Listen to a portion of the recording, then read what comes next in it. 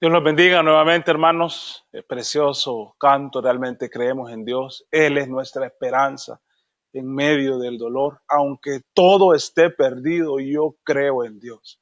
Preciosas las expresiones en este canto que las cantamos de corazón y nosotros creemos en Dios.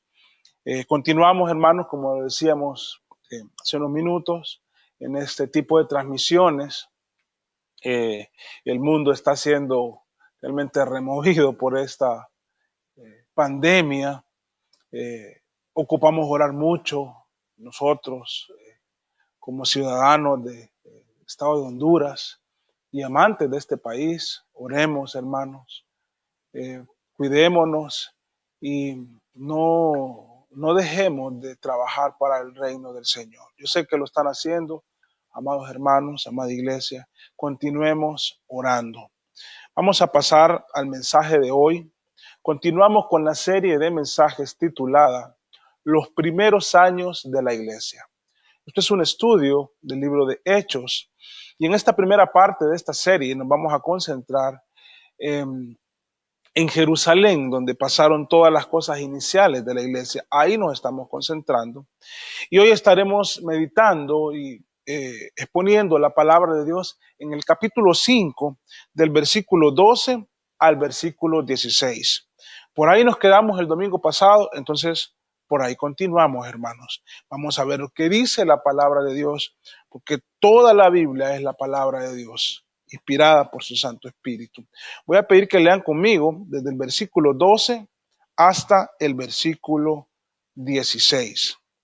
Antes, también pedirles que, estemos concentrados en la palabra de Dios, pero si usted tiene en mente a alguien que le gustaría que escuche este mensaje, compártaselo. En estas plataformas, pues tenemos la facilidad de hacerlo. Y esto no ha detenido el Evangelio, esto más bien ha hecho que el Evangelio se anuncie por más medios. Bendito Dios por eso. Vamos a leer. Dice el versículo 12. Y por la mano de los apóstoles se hacían muchas señales y prodigios en el pueblo, y estaban todos unánimos en el pórtico de Salomón. De los demás, ninguno se atrevía a juntarse con ellos, mas el pueblo los alababa grandemente. Y los que creían en el Señor aumentaban más, gran número así de hombres como de mujeres. Tanto que sacaban los enfermos a las calles y los ponían en camas y lechos, para que al pasar Pedro, a lo menos su sombra cayese sobre alguno de ellos. Y aún de las ciudades vecinas, muchos venían a Jerusalén, trayendo enfermos y atormentados de espíritus inmundos, y todos eran sanados. Vamos a orar nuevamente. Buen Dios y Padre soberano, altísimo Señor. Gracias en esta mañana porque nos permites de nuevo ir a tu palabra, tu santa palabra, bella y preciosa, y poder estudiarla, Señor. Te ruego en Cristo Jesús que sea tu Espíritu Santo guiándonos en la exposición de tu palabra. Que nos uses para la gloria de Cristo, solo la gloria de Cristo. Que nos revistas de las virtudes de Cristo para exponer tu palabra con amor, con autoridad, con humildad, Señor, y con fidelidad.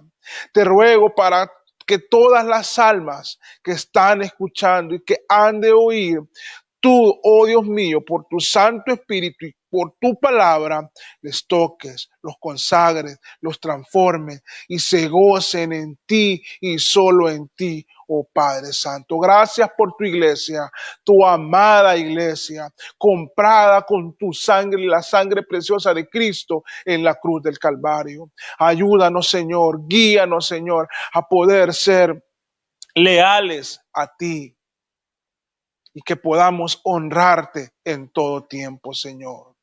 Gracias por nuestra salvación en Jesucristo, esa que fue consumada en la cruz. Nos gozamos, Padre, porque somos tus hijos. Tú nos justificaste y estamos gozosos de saber que contigo moraremos por siempre.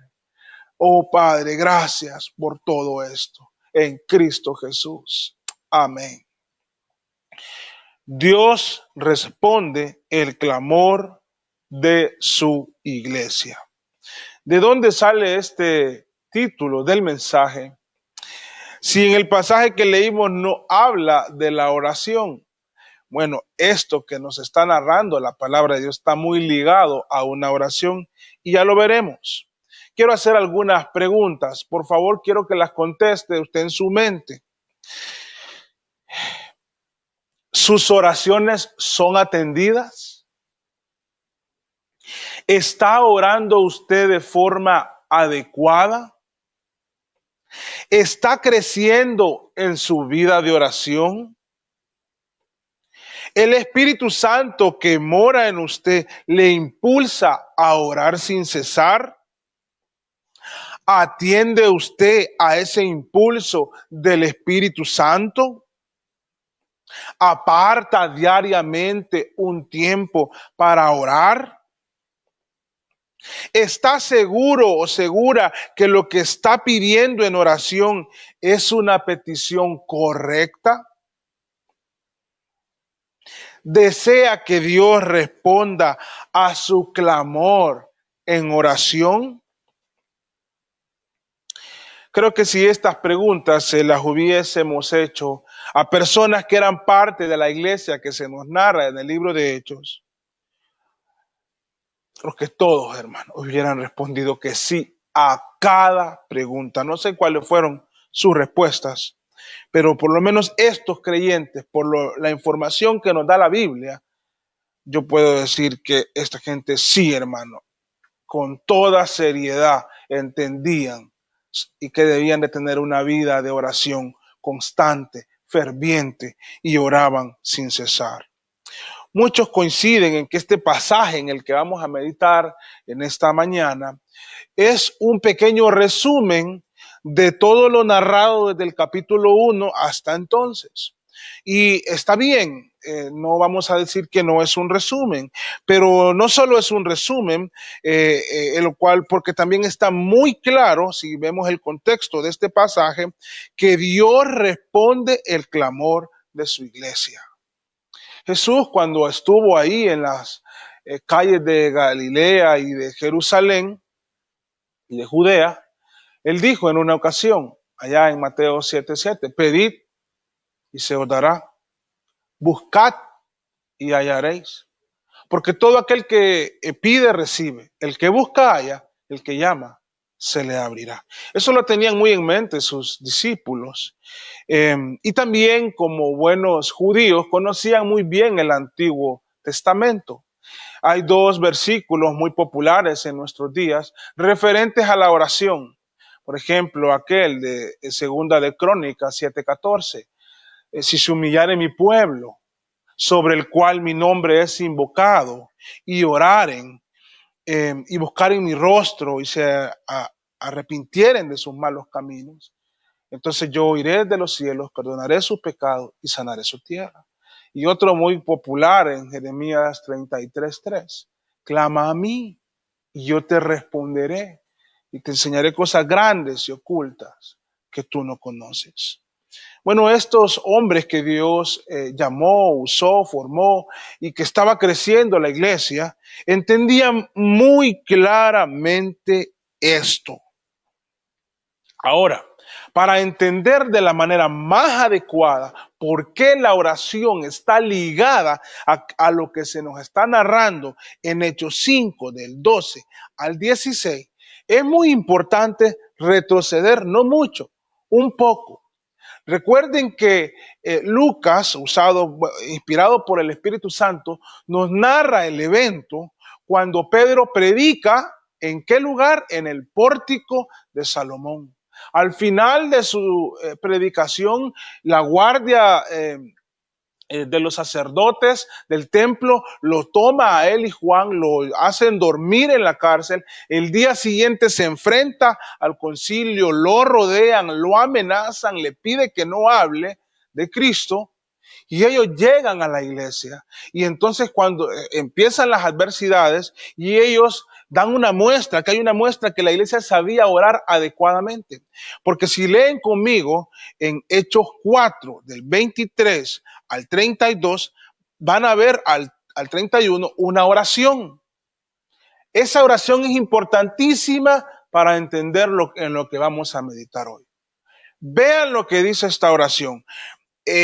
Las peticiones de esta oración empiezan en el versículo 29, pero la vamos a leer toda. El versículo 24. Y ellos, habiendo oído, alzaron unánimes la voz a Dios y dijeron: soberano Señor, tú eres el Dios que hiciste el cielo y la tierra, el mar y todo lo que en ellos hay, que por boca de David, tu siervo, dijiste: ¿por qué se amotinan las gentes y los pueblos piensan cosas vanas? Se reunieron los reyes de la tierra y los príncipes se juntaron a uno contra el Señor y contra su ungido. Porque verdaderamente se unieron en esta ciudad contra tu santo Hijo Jesús, a quien ungiste Herodes y Poncio Pilato, con los gentiles y el pueblo de Israel, para hacer cuanto tu mano y tu consejo había antes determinado que sucediera. Y ahora, Señor, mira sus amenazas y concede a tus siervos que con todo denuedo hablen tu palabra mientras extiendes tu mano, para que se hagan sanidades y señales y prodigios mediante el nombre de tu santo Hijo Jesús. Cuando hubieron orado, el lugar en el que estaban congregados tembló y todos fueron llenos del Espíritu Santo y hablaban con denuedo la palabra de Dios. Claramente vemos en el capítulo 5, en el que vamos a concentrar la meditación de hoy, que se estaban viendo prodigios y señales, es lo que nos dice el versículo 12. Y claramente vemos a una iglesia creciendo, nos lo dice el versículo 14, porque ellos pidieron de nuevo para predicar a Cristo y fueron llenos del Espíritu Santo y predicaron a Cristo. Luego, la palabra del Señor nos narra un evento de generosidad, genuina y falsa generosidad, pero luego nos da un resumen, pero ese resumen está ligado a esa oración, porque las peticiones de esa oración se nos narra aquí que fueron atendidas por el Señor, tuvieron una respuesta de parte de Dios. ¿Por qué? Porque la iglesia oraba adecuadamente. Y en esta oración meditamos 2 domingos. Si quieren ir a ver los mensajes, váyanse a finales de marzo. Creo que por ahí van a encontrar esos mensajes titulados "Cómo orar adecuadamente en situaciones adversas". No vamos a meditar en el capítulo 4, pero nos vamos a recordar de eso. Ellos oraban adecuadamente, entonces Dios respondía el clamor de su pueblo. ¿Por qué oraban adecuadamente? Porque sus peticiones estaban en sintonía con la voluntad soberana de Dios. ¿Por qué? Porque conocían a Dios. Entonces no estaban pidiendo cosas que estuviesen fuera de lo que era la voluntad de Dios. Claramente vemos en el capítulo 5, del 12 al 16, la respuesta a 2 de las peticiones en la oración que leímos. En esta mañana vamos a ver 3 detalles importantes que este texto nos da en cuanto a la iglesia y meditaremos y explicaremos las 2 peticiones respondidas por Dios a la iglesia. Así que empecemos.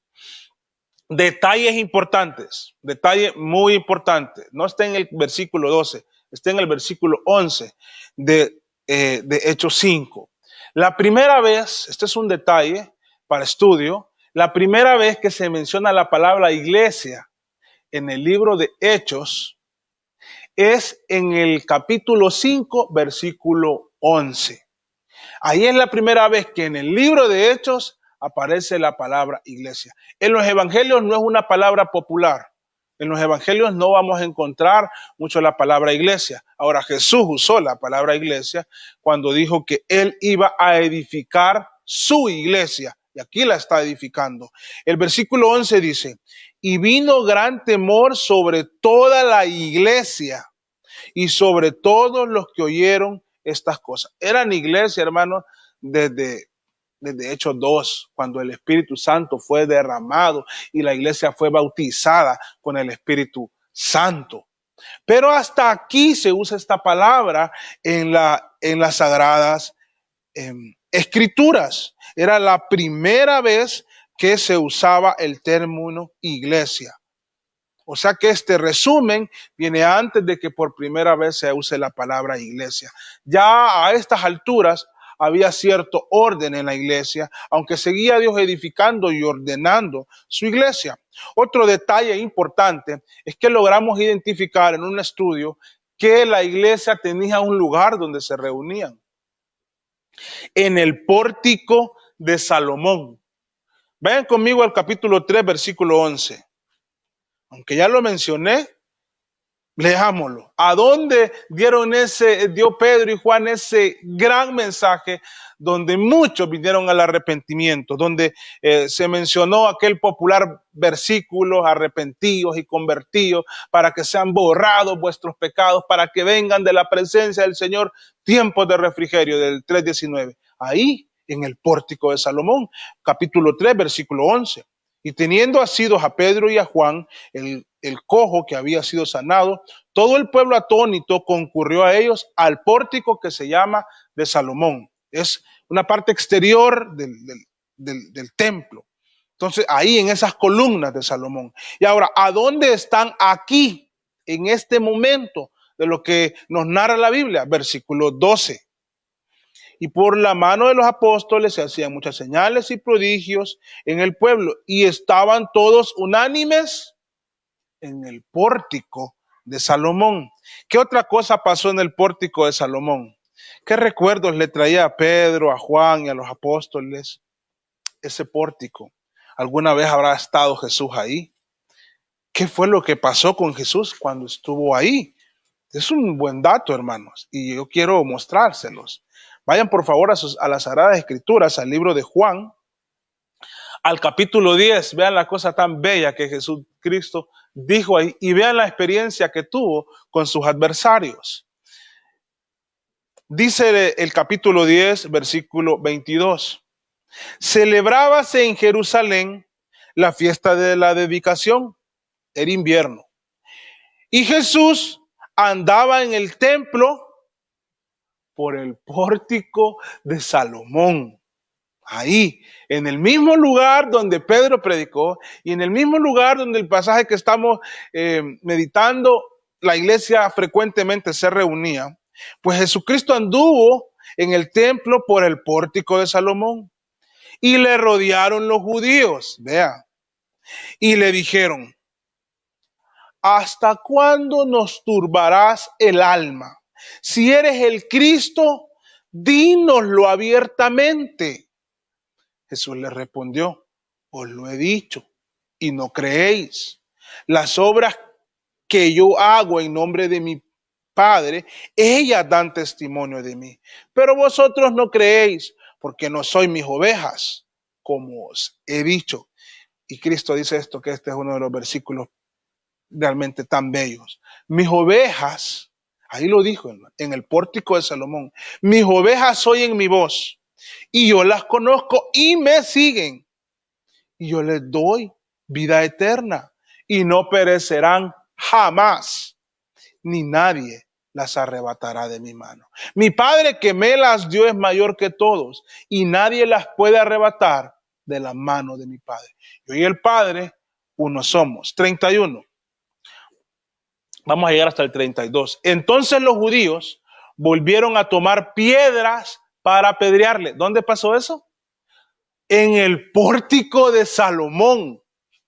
Jesús le respondió: muchas buenas obras os he mostrado de mi Padre. ¿Por cuál de ellas me apedreáis? Qué honor tan grande para Pedro y Juan, que en el mismo lugar donde los judíos tomaron piedras para intentar apedrear a Jesús, ellos fueron tomados por la guardia del templo por predicar a ese Cristo crucificado y resucitado.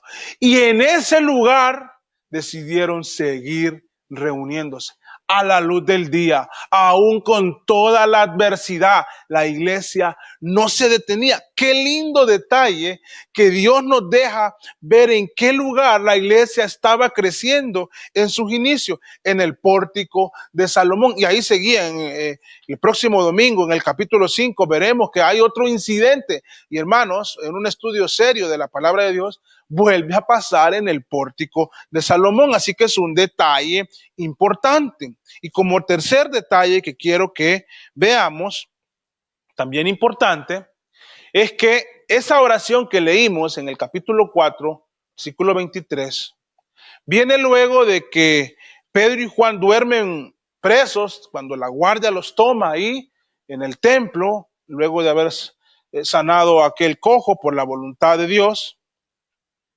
Y cuando el concilio, los ancianos, el sumo sacerdote, los rodean, los amedrentan, los quieren intimidar y les piden que dejen de hablar de Cristo. Curiosamente, la Biblia lo que dice después de eso es que llegaron y oraron. La Biblia en ningún momento dice que hubo temor, pero hay un lugar donde la Biblia dice que la iglesia tuvo temor. La iglesia tuvo temor y también está narrado en el versículo 11 del capítulo 5. La iglesia no tuvo temor por la intervención de las autoridades judías, amedrentándoles y amenazándoles la vida para que predicaran a Cristo. La cárcel y la muerte no causaba temor a la iglesia. Las amenazas no causaron temor. Hubo algo que sí causó temor en la iglesia, un temor reverente, un temor de respeto, un temor de amor. Versículo 11. ¿Cuándo fue este temor? Después de ver el juicio divino que el domingo pasado hablamos. Hubo temor, dice el versículo 11, y vino gran temor sobre toda la iglesia y sobre todos los que oyeron estas cosas. Un detalle importante previo a entrar a este pasaje, un tercer detalle, es el temor. No hubo temor por las amenazas, pero sí hubo temor por ver la intervención del juicio de Dios en Ananías y Zafira. Conservemos ese temor, hermano. Porque no es una iglesia amedrentada, es una iglesia temerosa del Señor. El principio de la sabiduría es el temor de Jehová. Es un temor que nos va a llevar a doblar las rodillas, a conocer mejor a Dios, a pedir adecuadamente, a orar adecuadamente, a anunciar su palabra, a tener un testimonio digno de un alma redimida. Ese es el temor que imperaba en la iglesia, que había un Dios real, poderoso, maravilloso, y que estaban sus ojos puestos sobre su amada iglesia. Entonces hubo temor. Para estas alturas, la iglesia oraba, lo podemos ver en todos los capítulos previos, y si quieren un versículo, en Hechos 2:42 claramente dice, lo voy a leer, y perseveraban en la doctrina de los apóstoles, en la comunión unos con otros, en el partimiento del pan y en las oraciones. Para estas alturas, hermanos, la iglesia ya había recibido el Espíritu Santo, lo vemos en Hechos 2. Para este momento la iglesia ya predicaba sin temor, eso es claro, hermanos. No tenían temor de predicar. En el capítulo 3 también lo vemos, una gran predicación. También logramos ver que para estas alturas la iglesia tenía un lugar de reunión. Muchos estudiosos dicen que se separaban en grupos, unos apóstoles por un lado, ahí en las columnas, y enseñaban.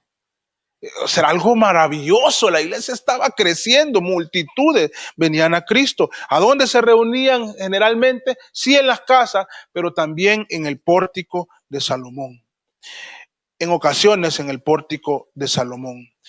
Ya para este entonces la iglesia, a pesar de que venían haciendo, ya estaba padeciendo adversidad. Lo vemos en el capítulo 4. Y para este tiempo la iglesia ya había confrontado el pecado.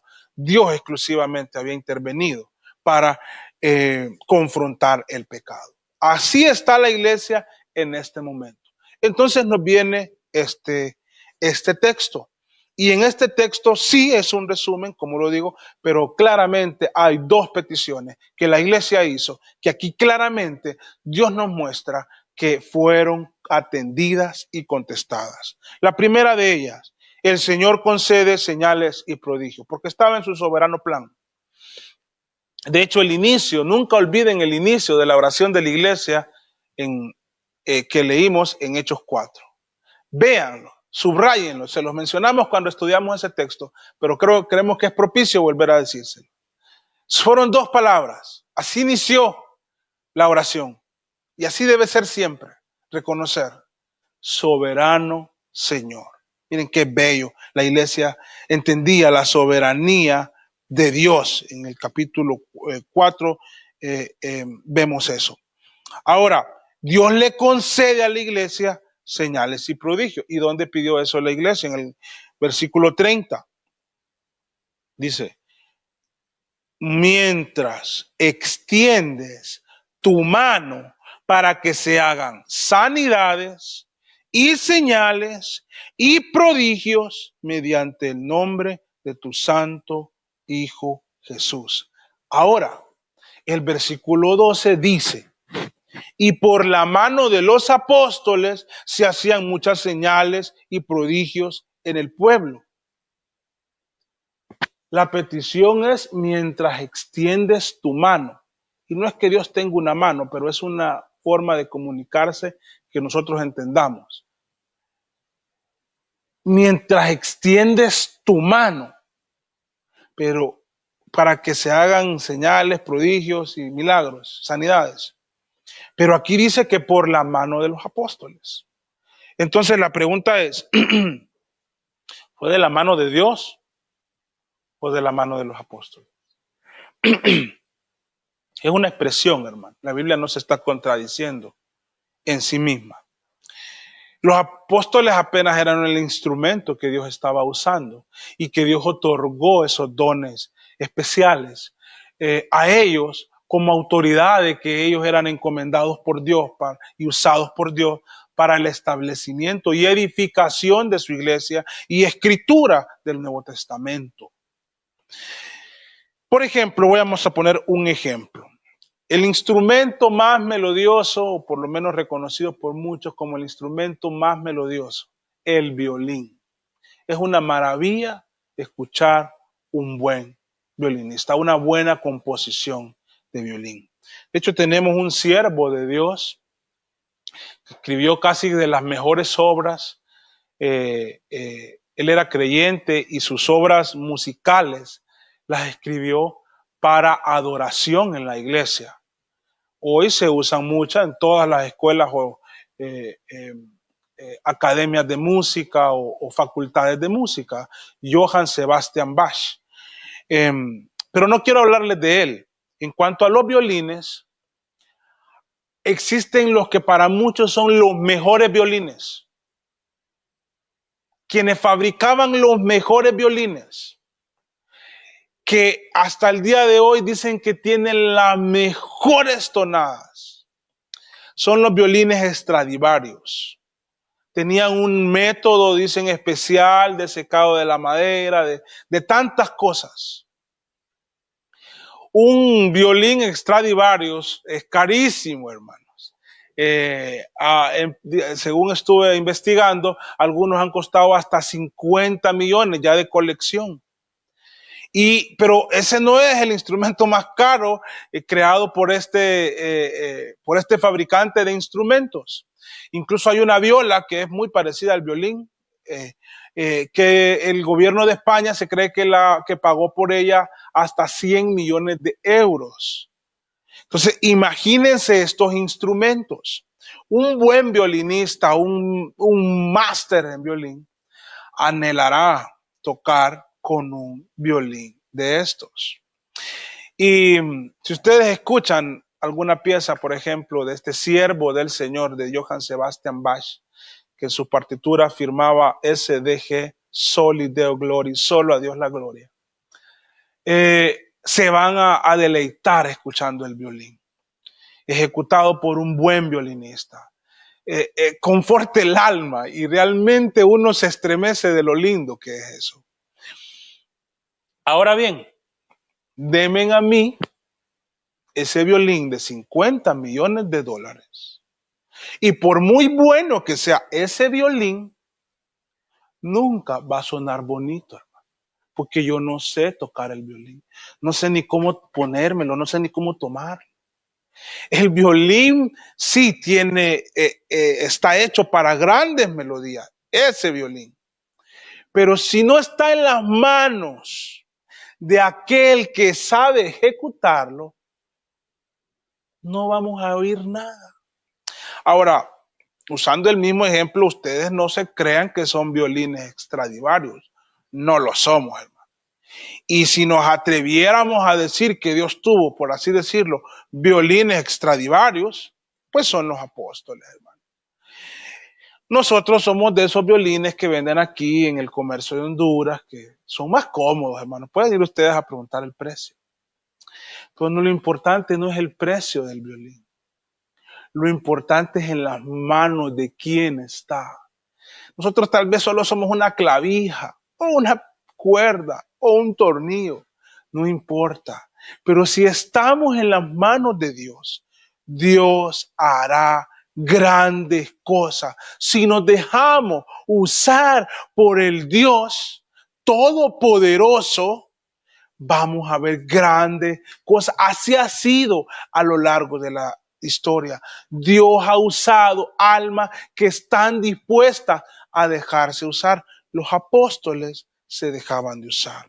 Así que tengamos cuidado. Si la melodía va sonando muy bien, es gloria a Dios que Él ejecuta la melodía. Solo somos instrumentos en sus manos. Alguien podría decir, qué gran concierto el de este violinista. Lo hizo de la mano de un Stradivarius. Pero ¿quién hizo el concierto, hermano? ¿El violín o el músico? El músico. Entonces, cuando aquí dice de la mano de los apóstoles, Dios usó soberanamente a los apóstoles para estas cosas, para que se hicieran señales y prodigios, sanidades en medio del pueblo. Ahora, no podemos evitar, y por muy repetitivo que suene a veces cada domingo, pero este también es un texto que yo quisiera advertirlos, porque muchos falsos apóstoles de nuestros días quieren manipular llamándose a sí mismo apóstol cuando no lo son, y no lo son porque no cumplen los requisitos bíblicos del apostolado. No fueron discipulados por Cristo, no estuvieron con Él, no le vieron a Cristo físicamente resucitado, no fueron llamados a su apostolado, al don de apóstol. Pero muchos hoy se denominan apóstol, y como ya se pusieron el título de apóstoles, creen que tienen un poder especial, falso, mentiroso, para hacer milagros, señales y prodigios. Ninguno que se llame apóstol va a decir que no puede hacer milagros, de los falsos de nuestros días. Ahora, como ellos son tan atrevidos, pues hermanos, la respuesta debe de ser contundente. Ellos son falsos apóstoles. Han quedado evidenciados en esta pandemia. Cuidado con creer mentiras, manipulaciones. Cuidado con dejarse llevar por esos vientos de mentira. Hoy están escondidos, están bajo las piedras. Hoy no dicen nada de sanidades porque no son apóstoles. Quieren ponerse a la par de Pedro, están a la par de Simón, aquel que dijo, ¿cuánto te ofrezco por tener ese poder? Tu dinero perezca contigo, le dijo, pues si has pensado que el don de Dios se obtiene con dinero. Entonces, cuidado, esta es una advertencia nomás por nuestros días. Cuidado, porque estos versículos pueden confundir si un manipulador y usted no tiene ese discernimiento. Esto está hablando de los apóstoles en el tiempo de los apóstoles. Dios los usó para hacer señales, prodigios en su pueblo. Claro, muchas señales y muchos prodigios. Luego podemos ver también que ellos no eran como los actuales apóstoles que fanfarronean mucho, que pueden hacer prodigios y señales. Ellos los hacían porque la mano de Dios estaba con ellos. Cuando ellos oraron, ellos no pidieron inicial, su primer petición no fue hacer señales, milagros, sino su primer petición: Señor, mira sus amenazas y concede a tus siervos que con todo denuedo hablen tu palabra mientras extiendes tu mano. Qué diferencia, ¿no? Aunque algunos dones cesaron ya, que Dios los otorgó y se usó en una etapa de la iglesia, eso no significa que el poder de Dios y su mano milagrosa ha dejado de operar. A veces muchos quieren entender estas doctrinas de los dones espirituales como que Dios ya no mueve su mano poderosa. Dios es el mismo ayer, hoy y por los siglos. Y somos testigos de la mano poderosa de Dios moviéndose. Ahora, el versículo sigue y el versículo 13 dice, perdón, el 15, voy a dar un salto. Sacaban los enfermos a las calles y los ponían en camas y lechos, para que al pasar Pedro, a lo menos su sombra cayese sobre alguno de ellos. La Biblia y Dios nos está diciendo lo que pasó en la iglesia. Ahora, en algún momento la Biblia registra que los apóstoles exhortaron a la gente para que sacaran a sus enfermos a las calles. En algún momento la Biblia registra que los apóstoles dijeron: mi sombra tiene poder. No, la Biblia no registra eso. Es más, la Biblia no registra que alguien que recibió la sombra de Pedro fue sanado. No estoy diciendo que no fueron sanados, pero tampoco estoy diciendo que sí. La Biblia lo que dice es que una reacción de la gente, del pueblo, al ver el poder de Dios, las señales, los milagros y las sanidades, ellos eran tantas las que se amontonaran, aunque sea que les dé la sombra. Pero si ustedes ven el versículo 15, dice: sacaban a los enfermos a las calles. ¿Ok? ¿Quién hacía eso? No eran los apóstoles. Y los ponían en las camas y lechos, para que al pasar Pedro, al menos su sombra cayera sobre alguno de ellos, con expectativas de que se sanara. Y aún de las ciudades vecinas, muchos venían a Jerusalén trayendo enfermos y atormentados de espíritus inmundos, y todos eran sanados. La mano de Dios estaba haciendo milagros, sanidades y prodigios en medio de la iglesia. Nunca vamos a negar eso, como algunos han entendido que queremos negarlo. Estamos de acuerdo, eso pasó, estimados hermanos. Ahora, no es una práctica, como muchas cosas que les he enseñado, no está diciendo la palabra de Dios que es una práctica que debe tener la iglesia. Las prácticas en llamadas iglesias evangélicas ha llegado a la ridiculez por querer asemejarse a estos tiempos. Lo que tenemos que asemejarnos es la oración, porque Dios sigue respondiendo el clamor de su iglesia. Vemos otra petición contestada, narrada en este texto en el que estamos meditando. Está en el versículo 13 y 14. Vamos a ver los dos. Dice: de la mano de los demás, ninguno atrevía a juntarse con ellos. ¿Quiénes son los demás? Pues los que no son iglesia. Los que no eran creyentes, ninguno se atrevía a juntarse con ellos. ¿Quiénes son ellos? La iglesia, los apóstoles, sus discípulos. Más el pueblo los alababa en gran manera, no a alabar de adoración, sino que les tenía respeto, admiración. Ojalá que la iglesia pudiera recuperar el respeto que la comunidad judía tuvo en los primeros años. Estamos en una situación donde toda la iglesia es irrespetada. Nos ven, muchas personas, no todos, nos ven con un irrespeto enorme por muchas atrocidades que la iglesia ha permitido. Eh, eh, en este caso, la iglesia estaba conformada no por simpatizantes, no por una barra brava de, me gusta la iglesia. No, estaba formada por almas redimidas, que habían sido regeneradas, que habían tenido una transformación en su vida y que estaban viviendo la vida cristiana como hasta entonces les enseñaban que era la vida cristiana, sobre todo orando y predicando la resurrección de Cristo. Esa conducta, lógicamente, traería el respeto de la comunidad. Nosotros anhelamos, no lo vamos a negar, anhelamos que la comunidad cercana a Misión Bautista Berea, nuestras familias, amigos, compañeros de trabajo, el lugar con el que tenemos una relación comercial de local, aquellos que nos conocen, sientan un respeto por la iglesia. Y por eso les animamos y estamos comprometidos a vivir nuestra fe cristiana conforme a la Sagrada Escritura. Muchos no querrán juntarse con nosotros. Fíjense que hay gente que ha llegado a la iglesia y no ha vuelto, porque entendieron desde el primer día que llegaron que si seguían yendo era porque iban a hacer un compromiso serio.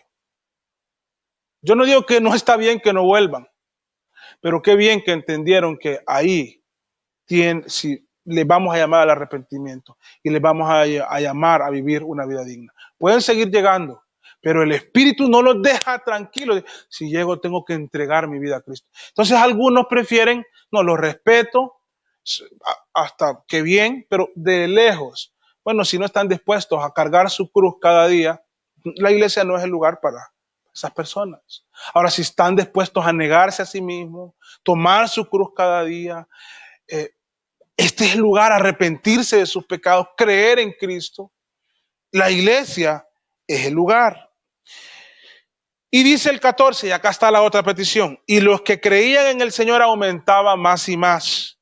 Gran número así de hombres como de mujeres. Qué lindo ese pasaje, hermanos.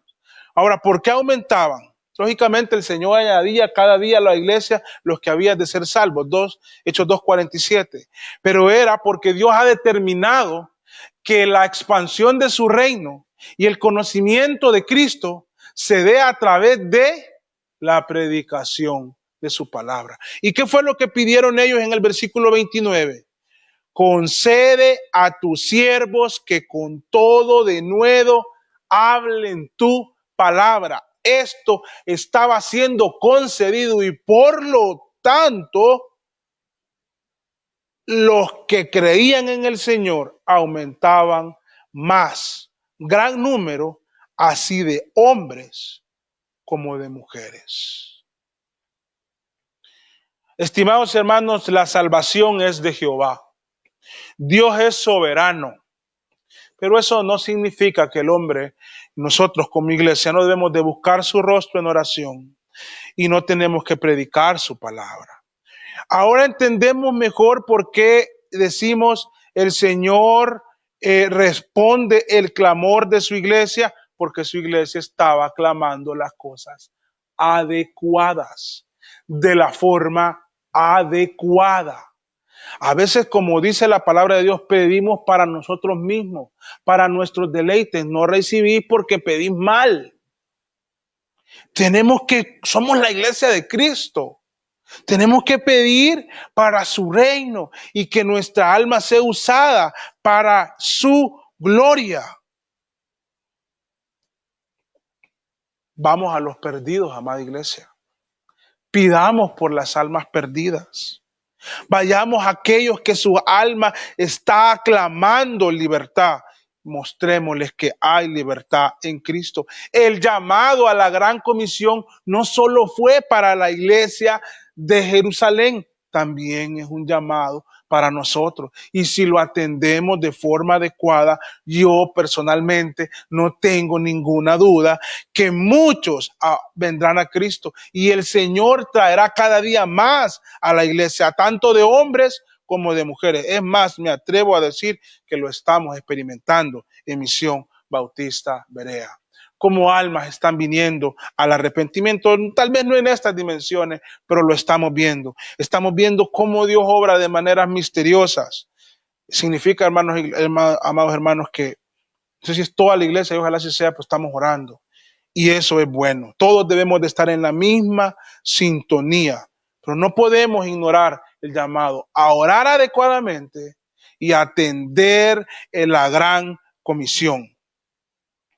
Vean que hace un par de años conocí a alguien, un hombre conoce mucho la palabra de Dios, y lo escuché citar a los puritanos.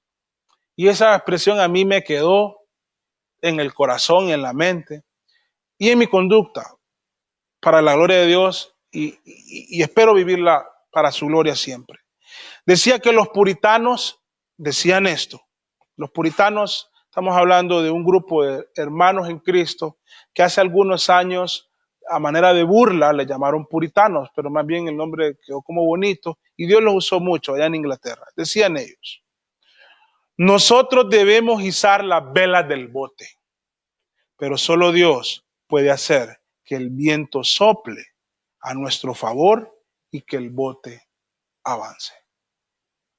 Esta iglesia, amados hermanos, en Jerusalén, una iglesia que estaba haciendo su trabajo, estaba doblando sus rodillas y Dios estaba atendiendo ese clamor, porque ellos estaban izando las velas del bote, honrando a Cristo, y Dios estaba haciendo que el viento soplara con adversidades, pero a favor del reino de Cristo y para la gloria de Cristo y para la alegría de la iglesia.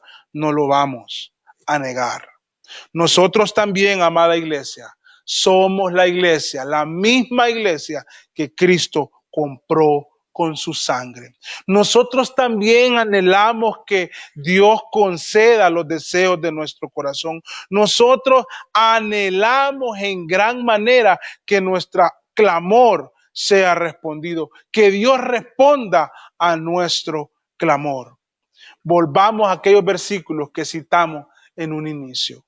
Si Dios responde el clamor de su iglesia, es porque su iglesia está obedeciendo y orando adecuadamente.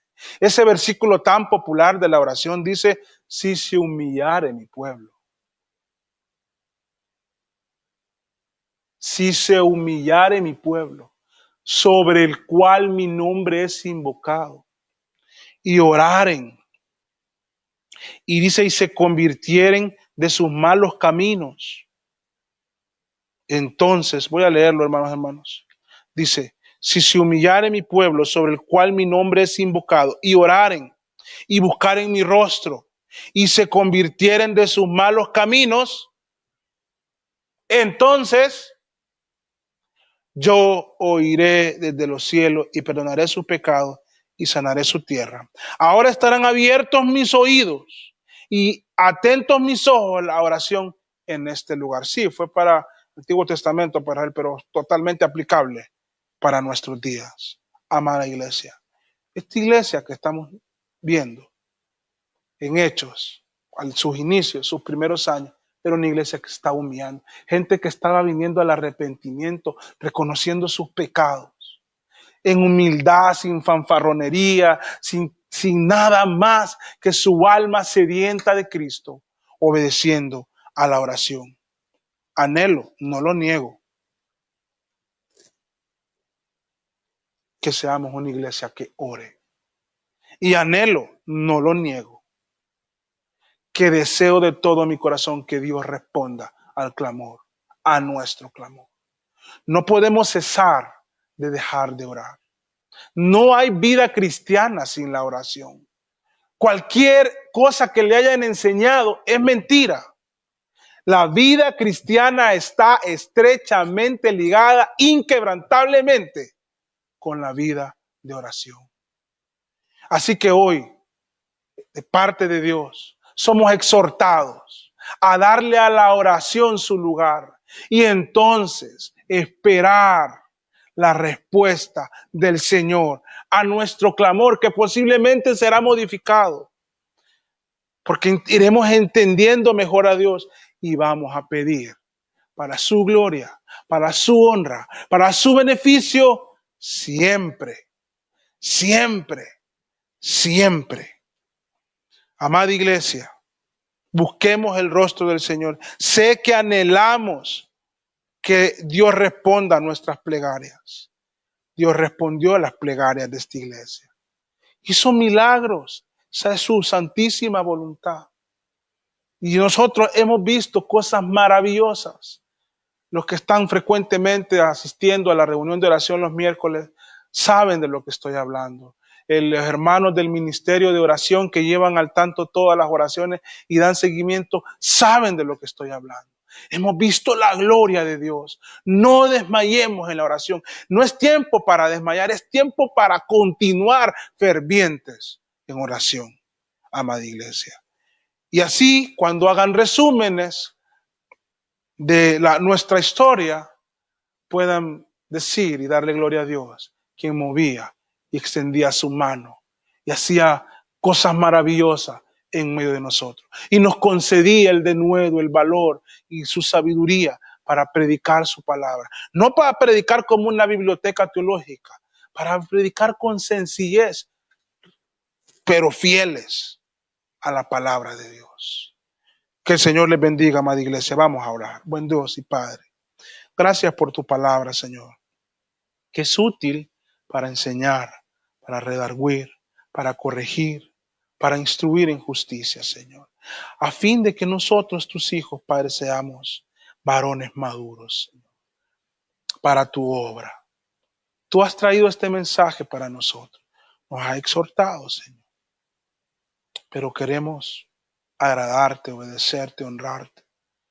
Guíanos a poder imitar en este aspecto a la iglesia en sus inicios, a orar, hombres que lideran sus hogares en oración, Señor. Esposas que son un apoyo en oración y que oran e interceden también. Madres solteras, jóvenes, niños, ancianos, en fin, una iglesia que busca tu rostro de rodillas. Yo sé, Padre, porque te conozco, que no vas a ser jamás indiferente al clamor humilde de tu santa iglesia. Eso es lo que nosotros deseamos. Guíanos a eso, en el nombre de Jesús. Amén. Que el Señor les bendiga. Hermanos, nos vemos al cierre para una oración final. Bendiciones.